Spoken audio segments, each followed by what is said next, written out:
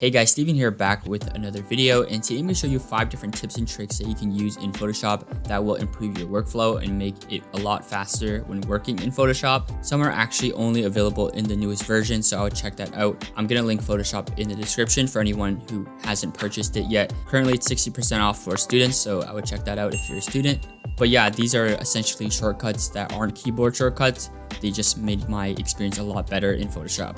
So if you guys enjoy, make sure to hit the thumbs up button and let's get straight into it.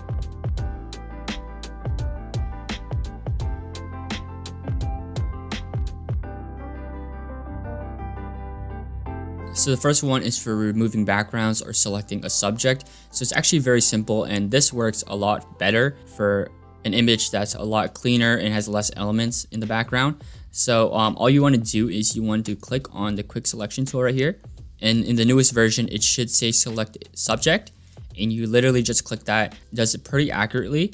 As you can see right here, it selects the top portion correctly. The bottom portion, it just misses a little bit, but you can just adjust that. But this speeds up the process a lot. I found that this is probably the best way of selecting a subject now. Usually I would use the pen tool, but it takes way longer. So I'd rather select it like this, even if there's a little bit of imperfection, just because it's so much faster. So let's just say you want to remove the background. All you want to do is press Ctrl C and then Ctrl D to deselect, and you can make a new layer, and you can just paste it by pressing Ctrl V. So here you have it. So if you hide this layer, it's gone. So the second tip I have is actually perfect for a situation like this. So let's just say you have, a cutout like this, and you want to just apply any effects to only this. Like, you don't want to apply to the background. So depending on what you do, it's going to be different.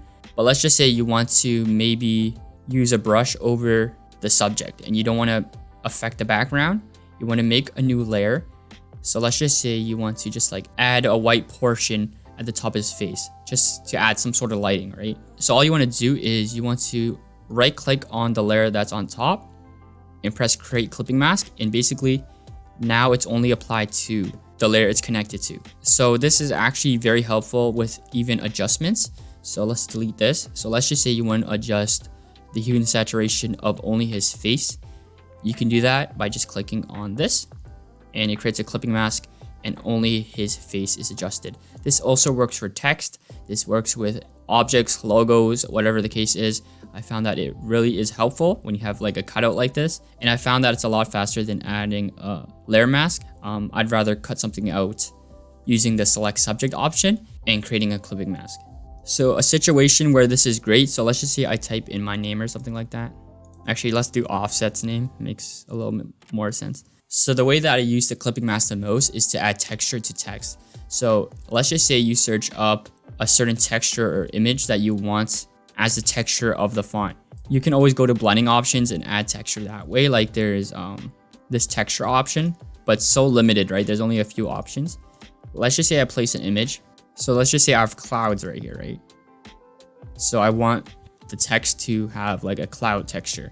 All I want to do is make sure that this image is on top of the text and right click and press create clipping mask. And now you can see it's only within the text. And if you press Ctrl T, you can kind of move it around. So this is the most common area I use it in. And if you don't want it too visible, you can just lower the opacity and it creates a more subtle effect. Speaking of text, for our third tip, I'm going to show you how you can identify any fonts or at least find a similar font to it. So let's just say you have a font like this. This is Kaluna. But let's just say you don't have it and you just found an image with this certain font. You can go to type and you can press on match font. This is only for the newest version, by the way. And a thing a lot of people don't know is if you have Adobe Creative Cloud and you pay for it, it actually comes with a lot of fonts. And basically you can instantaneously match any font if you're connected to Wi-Fi, and it'll download that font for you. So if you press match font, and maybe in the Adobe font collection, it doesn't have that font, it'll show you similar ones. So let's just say this one. If you just press on the cloud icon, it'll automatically activate that font if you're connected to Wi-Fi, and boom, you have a similar font. The last tip I have is for color grading within Photoshop. So a lot of people know you can use presets on Lightroom, and the biggest reason I use Lightroom is because of the Lightroom presets, but you can also do something similar on Photoshop. So you can actually import LUTs, so a color lookup. So it's actually called a lookup table. So you can actually load one right here. So they have some default ones, but if you've ever used a LUT for any video editing, you can actually use the same one for Photoshop. So I actually use a LUT by Ezra Cohen. So I'm gonna load that one. So you can see here, I have a bunch of these LUTs. I use Teenage Dream. So Teenage Dream's right here, and boom, it just applied. And the great thing about this that you can't do on Lightroom is you can adjust the opacity of this. So this is a great way if you want to do photo manipulation and photo color grading in Photoshop. You don't have these options in Lightroom. Like, I think this is a great alternative to Lightroom if you don't have Lightroom. The last and final tip I have is content aware fill, which basically allows you to remove anything from any picture. So let's just say you want to remove somebody in a picture, they're in the background, or some distracting object. So in this case, we're going to remove offset, which is the subject, from the picture. Without content aware fill, this would take forever. But basically what you want to do is you can select the subject if you want, or you can use the pen tool. Let's just say you don't want to do the select object option. Let's just say you mask out, or not mask out, select the subject you want to remove. You want to click on your photo, you want to make the selection.